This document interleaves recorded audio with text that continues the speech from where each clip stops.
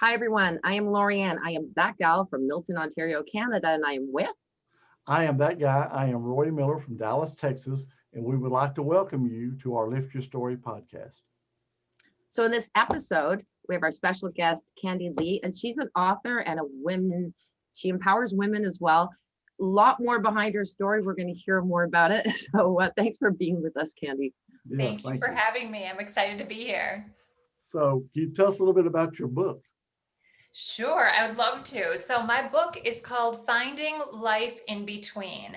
And the book that is out right now on Amazon, Walmart, Target, you can purchase it wherever you'd like to, but it's not the book that I intended to write.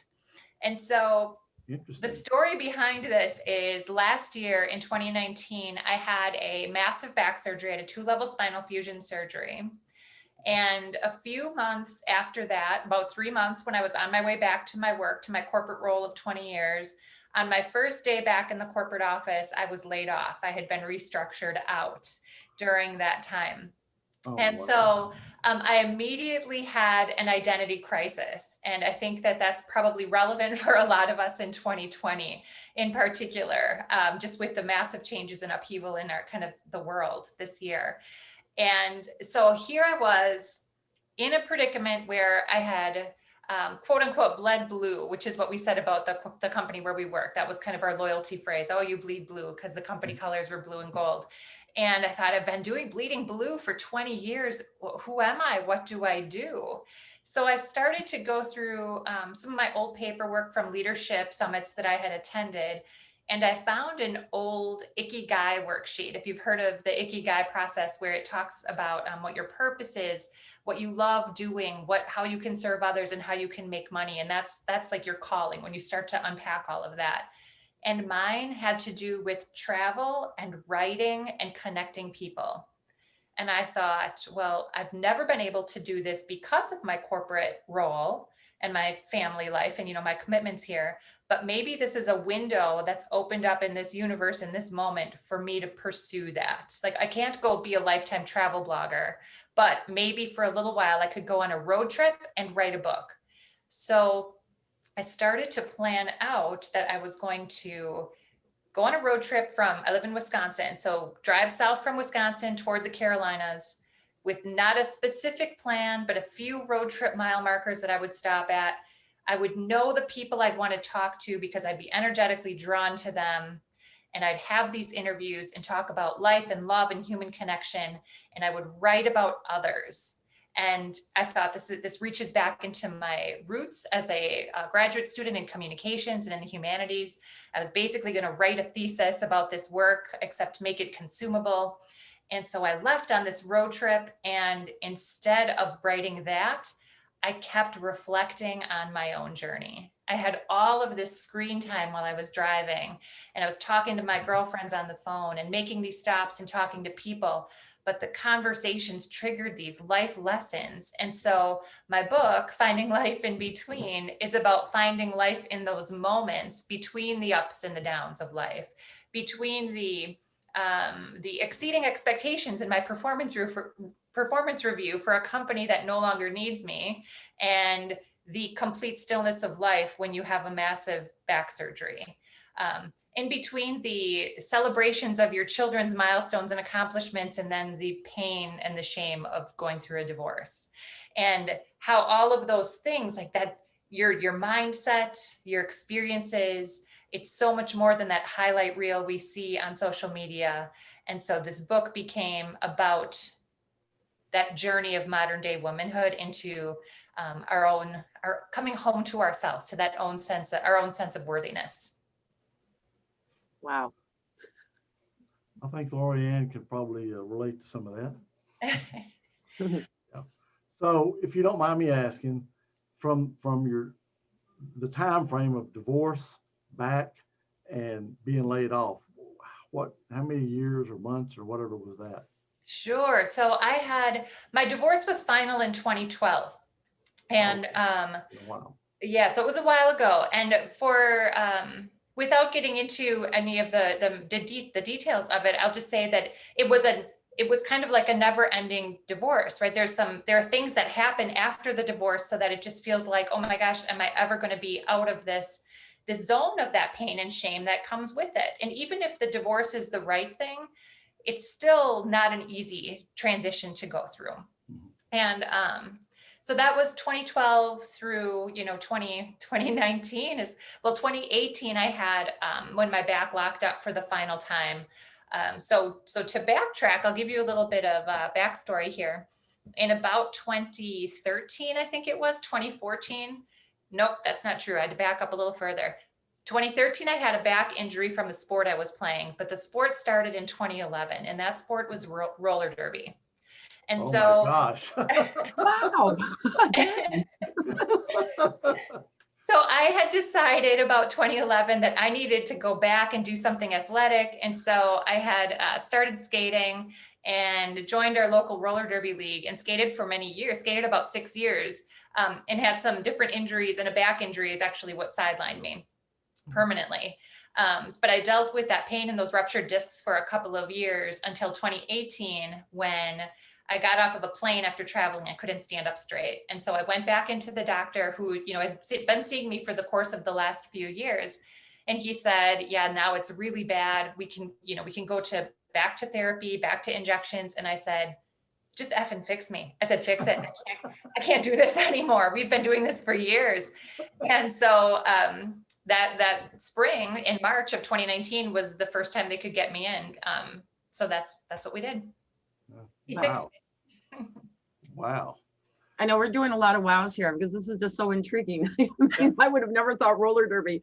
I know I love roller blading. I used to do 10 kilometers a day every day, but I would never thought to get in a rink. Yeah. That's why I was thinking, oh, well, she's probably a runner. She's maybe she's playing soccer, Roller derby, that's way out of the left field for me. Surprise. If you don't mind me asking, you were talking about your divorce and you said the shame of divorce. What do you mean by that exactly? Oh, that's such a good question. So I think for the shame of divorce for me was connected to primarily family expectations and religious dogma. Okay. So in hindsight, as I look back, it was the right choice. As difficult as it was the right choice. But it's that in between the initial thought of it and when it actually happened. So again, finding that life in between is where it was like, what do I do? What am I ever going to be loved again? What if I am alone? Was I ever loved properly? Did I love him properly? Am I serving him? Am I serving me? What's right for my kids? God doesn't love me because of this. Not true. God loves everybody. God's mad. God says we shouldn't do this. It's all of that swirling that because of the programming in our brains, the programming that we receive over all of these years, we're working under this operating system where our worthiness is in question. And so it takes some time to really navigate through that and come out, happier and healthier on the other side. Do you mind me asking how old your children were? Sure. When our divorce was final, I think they were 975, right around there. Yeah. So they're interesting story too.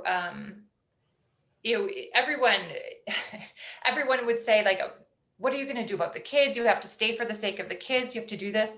And at some point, I think it becomes but I can only be the best mom that I am is when we're on the other side of this. There's too much pain and there's too much swirl. And thankfully I believe I should ask my children this, but at their age now, which is 14, 16, 18, I believe that they understand and love both of us fully and completely. And that transition for them was, yes, difficult. And they had their own ups and downs with all of it. But I think that they just understand now that mom and dad do better for us in the way that it is now. You talk about people saying you should stay together, but I think for a lot of people that do stay together, it's worse on their kids. It doesn't help their kids. It makes it worse on them. Yeah, because the I would relationship. agree with you. And I think it's such a unique, everybody's situation is so unique and individual. And it's just so important to weigh all the options and understand, to honor yourself and honor your children, honor your family, and and honor your spouse too. As hard as that is, maybe the best thing you can do for each other is to have a conscious uncoupling, as some people say. So yeah, it's a very unique and personal journey for sure. So on your travels, I mean, that kind of intrigues me, okay? Because, what would make somebody say, you know what? I'm going to go to Myrtle Beach. I'm going to stop here, here, and here on the way. I mean, number one, why pick South Carolina? And number two, what, why did you pick the places you decided to stop at? Oh, great question. So I would say that back when I was a little girl, I decided I never dreamed, I should, maybe this is bad to say, but I'll say it. I never dreamed about like a big wedding and a wedding dress. And while other girls were like, they wanted to play with the dolls and do all that, I was like, I would like to see Japan. so, so I had this sense of adventure and travel within me from an early time on.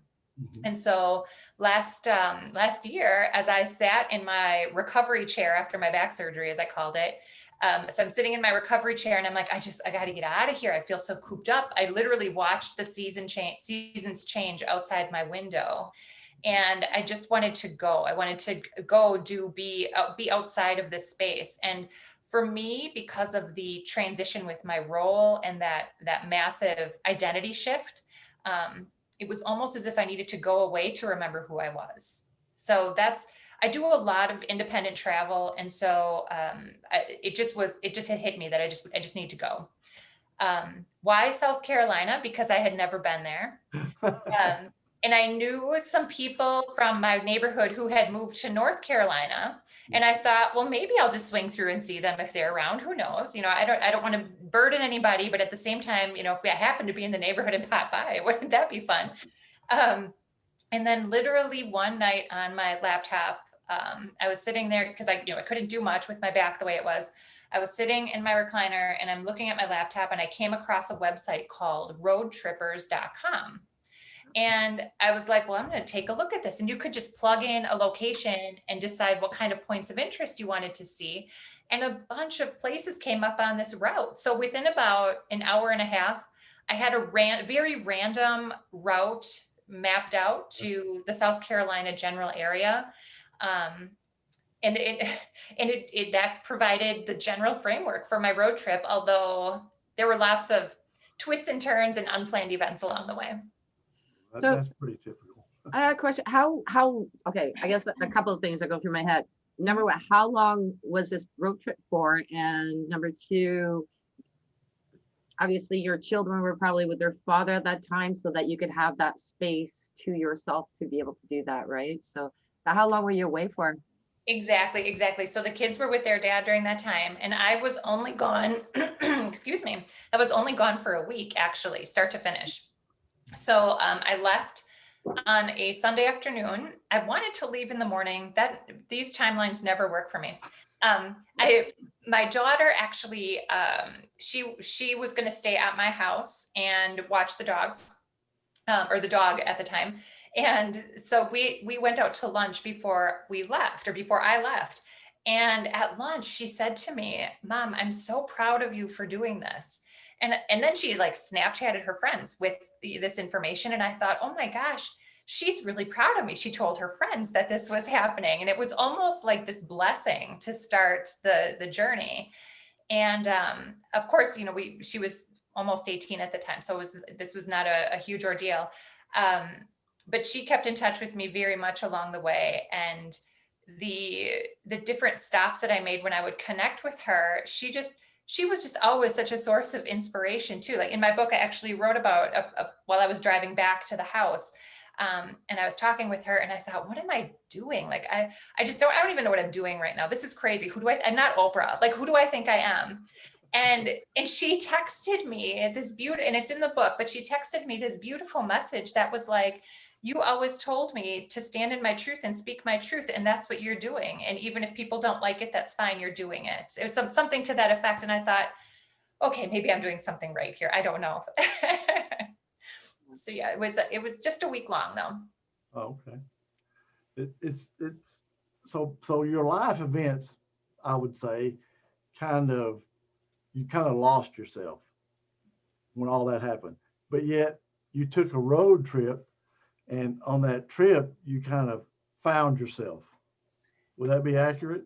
I would say through the course of the years of the muscle and hustle of corporate life, and always like muscling through and what's the next best thing and can I get a promotion and hustling or make more money, right? And then hustle home and get the kids to their practices and make sure they're fed and maybe squeeze in some time to try to figure out my own personal life and some social life and working out and doing this. And it was a go, go, go, go, go, to the point where I was like, what am I doing this for? And who am I? And what is this?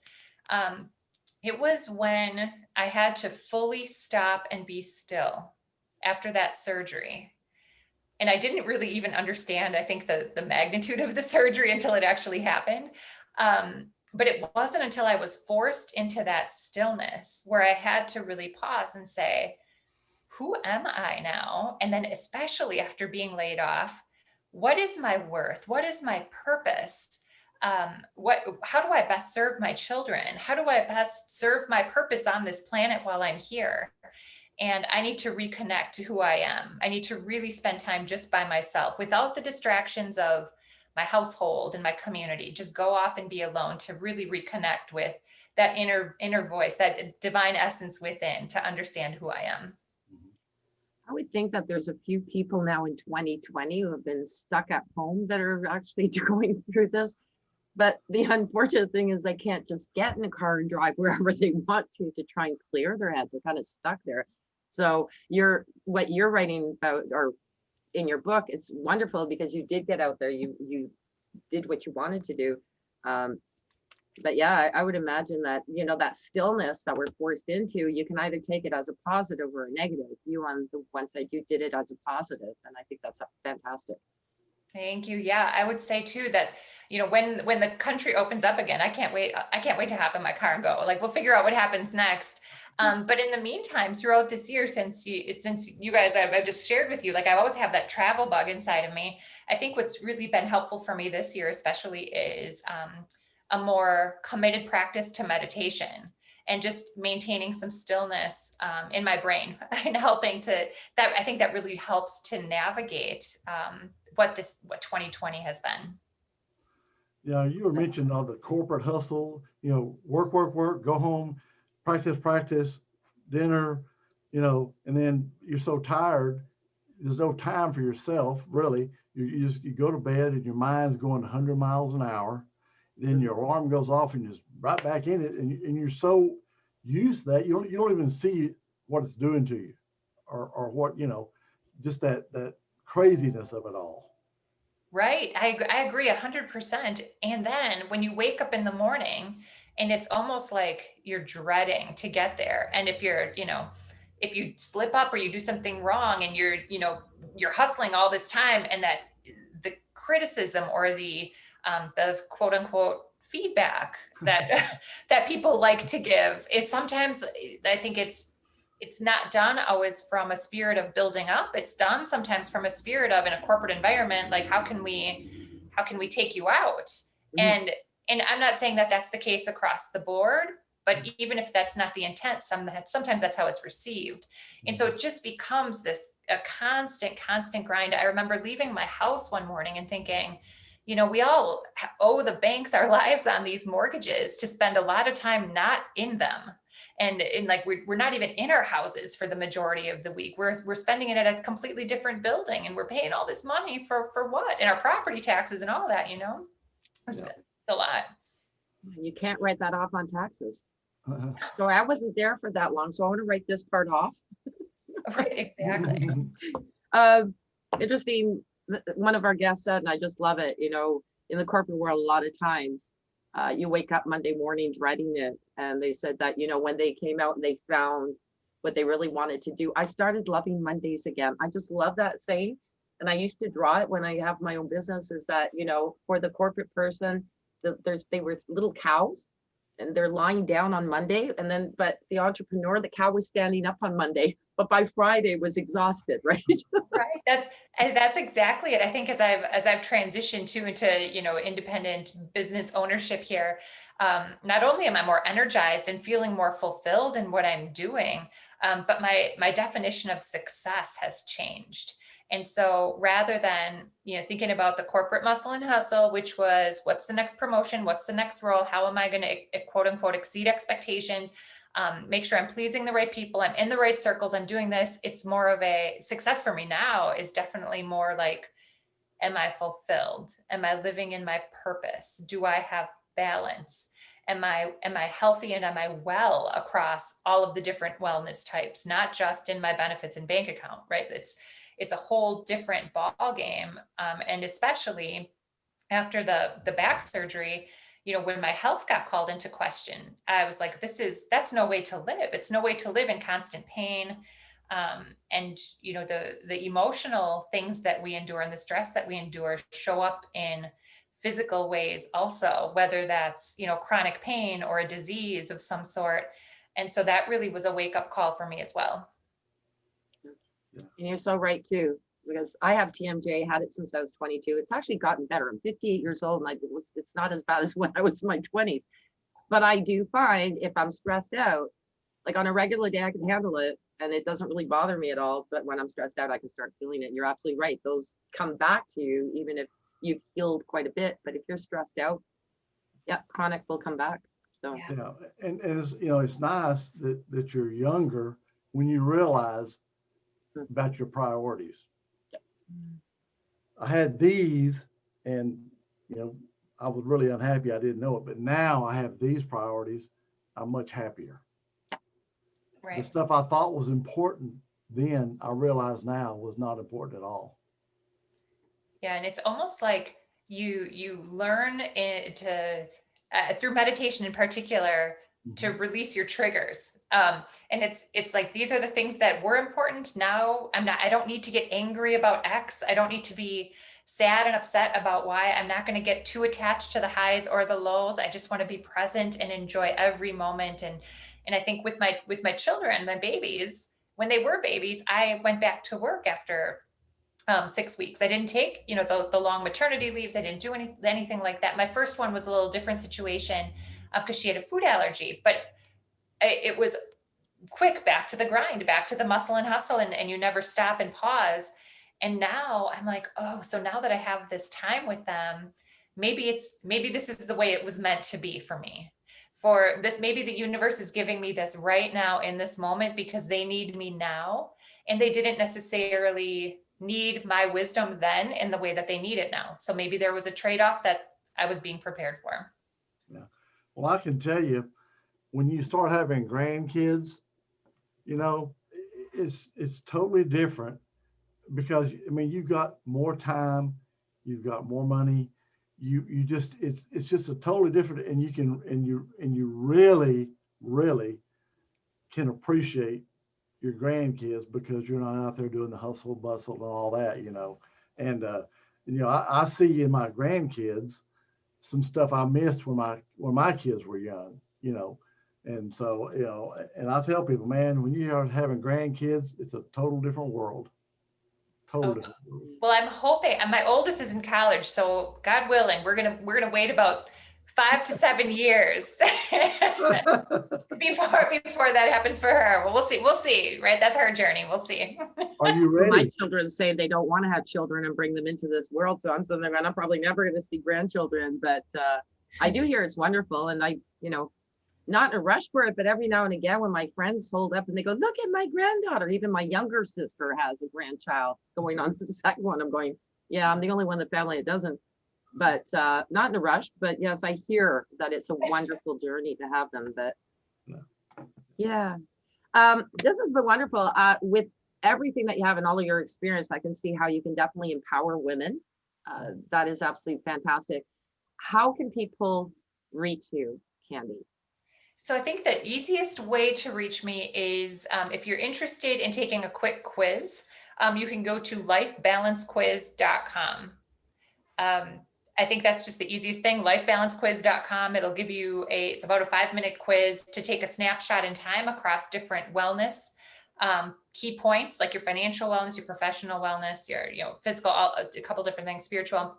And through that, you'll be directed to my website, and there's a contact form on my website. If anybody would like to schedule a call, there's also a calendar out there. You can just grab some time on there if you'd like to connect. Fantastic. Yeah, Thank you so perfect. much. It's been wonderful. And we're definitely going to have you back because we're going to be speaking about another topic when we get you back in. Yeah, Thank you. I'm so excited. yep, that'll be a really good one. This was great. I mean, this was great, but yeah, And I'm we can anxious just to give a little preview to our listeners. We'll begin talking about pets. Dog lovers unite. Exactly. There you go. All Okay. right. Thanks Thank you again. so much for being with us. It was really a pleasure to meet you. So good to Enjoyed meet you both too. Thank you so much. Thank you. Okay.